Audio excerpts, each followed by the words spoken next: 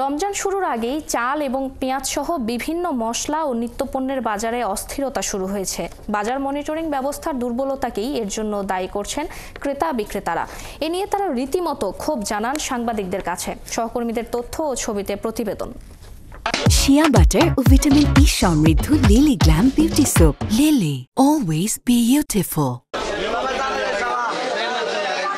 কুমিল্লায় চালের দাম বেড়েছে কেজিতে 5 থেকে 6 টাকা। মোটা চাল 68 থেকে 70, মিনিকেট 78 থেকে 80 টাকায় বিক্রি হচ্ছে। পাইকারি বাজারে চালের দাম প্রতি বস্তায় 200 টাকা বেড়েছে।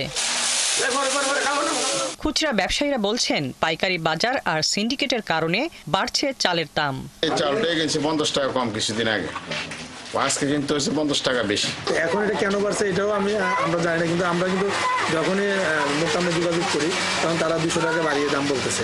এছাড়া একদিনের ব্যবধানে পেঁয়াজ কেজিতে 5 টাকা বেড়ে 75 টাকা, আদা 100 টাকা ও রসুন 220 টাকা দরে বিক্রি হচ্ছে। বেঁধে দেওয়া দামে মিলছে না গরুর মাংস। প্রতি কেজি গরু 800 টাকা ও খাসি 1200 টাকায় বিক্রি হচ্ছে। মাংসের দাম অনেক বেশি, সবকিছু দাম বাড়তে আছে দিনের দিন, কমার কোনো লাইন নাই। যারা দেশ চালাচ্ছে তাদেরকে অনুরোধ করবো, আমরা যারা সাধারণ মানুষ আছি আমাদেরকে খেয়াল করেন। এদিকে বগুড়ায় মশলার দাম বেড়েছে, সবজির বাজার স্বাভাবিক রয়েছে। যে সাদালিশগুলো আগে আপনার 4,000 টাকা ছিল সেগুলো এখন হয়ে গেছে 5,000, 5,500, কোয়ালিটি ভেদে 6,000 এরকম হয়ে গেছে। প্রশাসনের পক্ষ থেকে যদি মনিটরিং সেল থাকতো তাহলে এটা আমরা মনে হয় সহজে পেতাম।